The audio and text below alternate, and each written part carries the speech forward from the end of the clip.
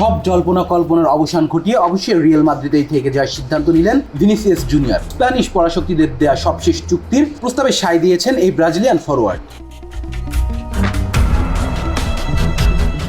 নতুন চুক্তি অনুযায়ী 2032 সাল পর্যন্ত সান্তিয়াগো বার্নাব্যুতেই থাকছেন তিনি। গত বৃহস্পতিবার ক্লাব কর্তৃপক্ষ বিষয়টি আনুষ্ঠানিকভাবে নিশ্চিত করেছে। এর আগে ব্রাজিলিয়ান তারকার প্রতিনিধি ও রিয়ালের শীর্ষ কর্মকর্তাদের মধ্যে এক রুদ্ধদ্বার বৈঠক হয়। ক্লাব থেকে বেতন বাড়িয়ে নতুন চুক্তির প্রস্তাব দেওয়া হলে ভিনিসিয়াসের প্রতিনিধি দল ইতিবাচক সাড়া দেয়। সেখান থেকেই চুক্তির বরফ গলে।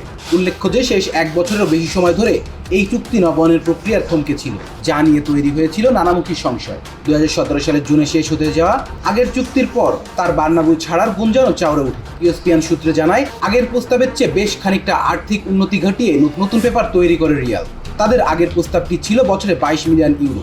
বিপরীতে আগের চুক্তিতে 17.5 মিলিয়ন ইউরো পাওয়ার ভিনিসিয়াস দাবি করেছিলেন বছরে অন্তত 30 মিলিয়ন ইউরো। অবশ্যই দুই পক্ষই মাঝামাঝি কোনো এক অঙ্কে পৌঁছে সমঝোতায় ফিরে আসে। এক বিজ্ঞপ্তিতে রিয়াল মাদ্রিদ জানায়, রিয়াল মাদ্রিদ ও ভিনিসিয়াস জুনিয়র ক্লাবের সঙ্গে চুক্তির মেয়াদ বাড়াতে একমত হয়েছে। এই চুক্তির ফলে 2032 সালের 30 জুন পর্যন্ত তিনি রিয়াল মাদ্রিদেই অবস্থান করবেন। মাঝখানে ভিনিসিয়াসকে ডেরা ফেরাতে উঠে পড়ে লেগেছিল ইংলিশ জায়ান্ট আর্সেনাল। গুঞ্জন ছিল তার জন্য রেকর্ড পরিমাণ অর্থ ঢালতেও প্রস্তুত গায়ানরা। চুক্তি নবায়ন না হলে এই গ্রীষ্মেই তাকে বিক্রি করে দেওয়ার সম্ভাবনা ছিল রিয়ালের। কিন্তু শেষ মুহূর্তে প্রিমিয়ার লিগের দলটিকে হতাশ করে রিয়াল মাদ্রিদেই থাকার সিদ্ধান্ত নেন 24 বছর বয়সী এই উইঙ্গার।